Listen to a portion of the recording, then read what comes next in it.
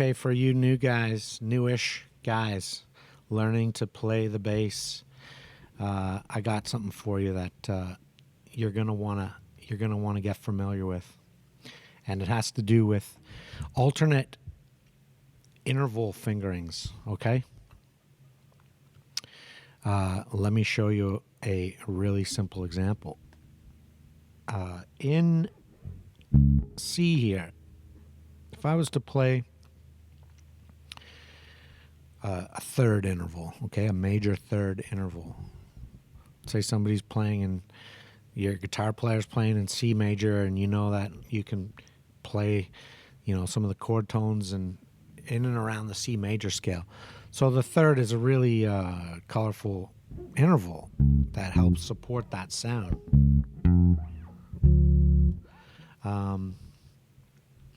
So you're going to want to know the different ways to play that, okay? So assuming just a regular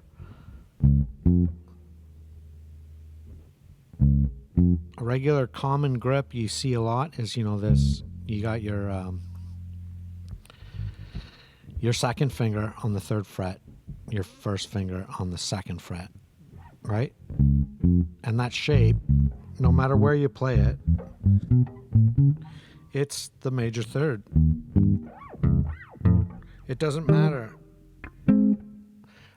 Wherever you play it, you're going to get a major third interval apart. That's what that fingering gives you. But are there other options? And obviously there is. So, you could play like this. This is the most common way people will play it. But you could play it like this.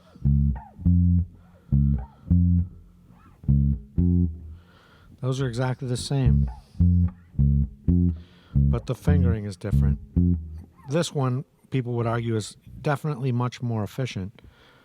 But there may be times when this other fingering is preferred. And it has everything to do with like what else is going on and where this bass line is going, okay? So this is why you want to know, what your options are, what your alternative options are for these different intervals. Okay? So minor third. On the same string, we got C to the E flat here. That distance, no matter where you play that,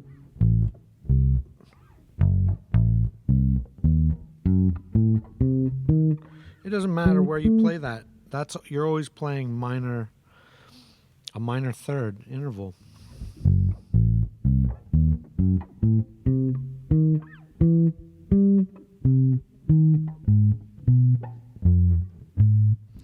That shape, that shape could be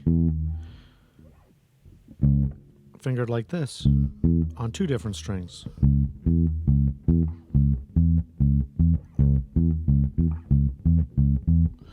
So who cares? Why not just learn one? Again, maybe situations where one is going to lend itself to the bass line you're playing better than the other will. And if you don't know that these are totally interchangeable, you're not going to have you're not going to be able to explore different more comfortable, maybe just positions that lend themselves better to the bass line that you're playing on, right?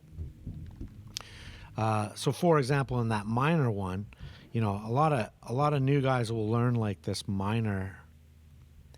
They'll just go to this minor shape all the time, and the bass line may be something like, which is a pretty lame bass line, but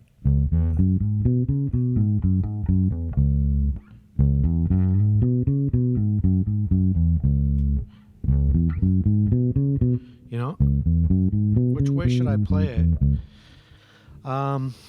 It really depends. One might be more comfortable. One might lend itself more to like hammer-ons and pull-offs. That first one lends itself nicely to that slide.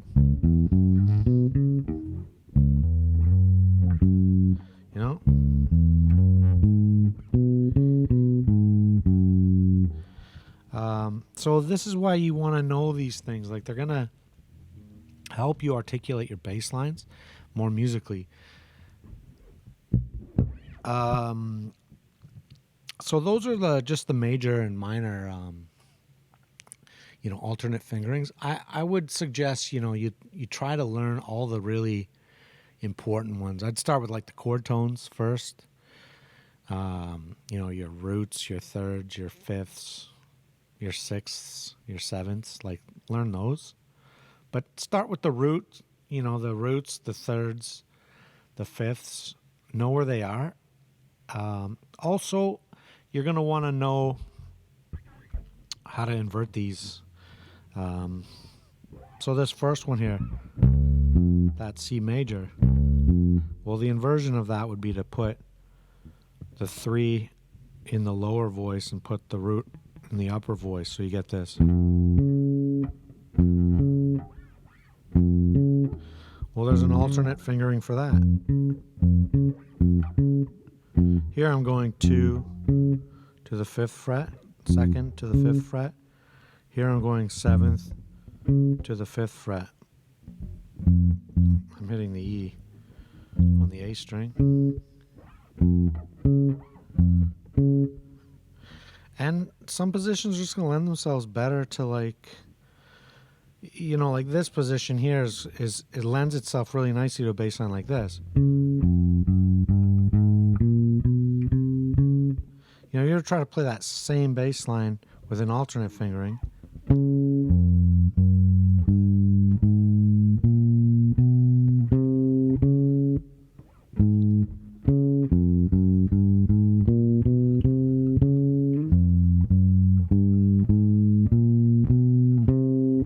It's more cumbersome in this other position.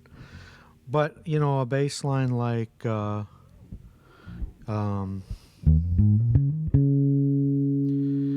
is a bit harder to play on.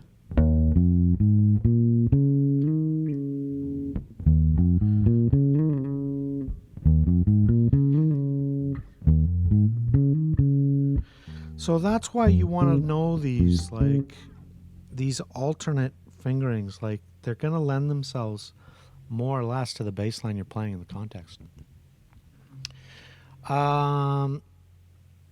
Yeah, same with. Let me end with one more, because the fifth, we use that a lot too, right? So we all know that for C, the fifth of that is G, right?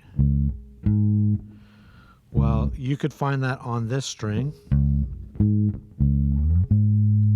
It's not that practical, but maybe it is if you want to, like, emphasize like a long slide, right?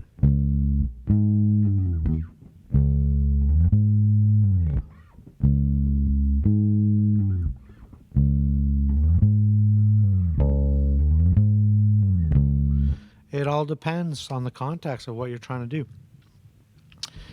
So this is your most common one you'll see, and obviously the inversion of that is this. But there's also this, that open G over there. If I was playing the fifth, let's say of D, it'll make it a little easier for you guys to see. D to A, that's the fifth, right? Well, there's a fifth here too.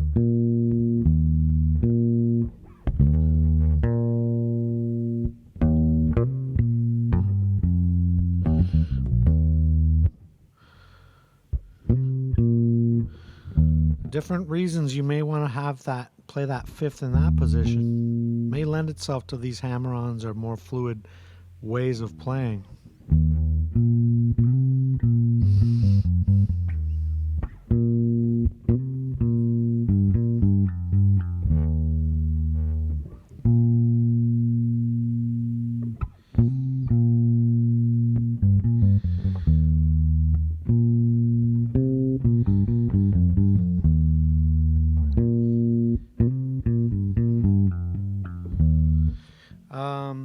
Which one is easier? I don't know. It depends. It's about, but it's just about, you really want to learn these, like, different variants. I'm telling you, you're going to use them. And knowing the available options to you is just going to make your bass playing more comfortable, less tiring, and open up some some different hammer on, hammer off, glissando things you can do with the intervals you're moving around. Because I mean, ultimately, at the end of the day, as bass players, we're just playing a series of intervals. That's what we're doing. And here's what I would maybe end with. Try taking some of the bass lines you're used to playing in a certain way, and try alternate fingerings, just to see what that does, how it opens up how it changes the way that the bass line feels. Enjoy.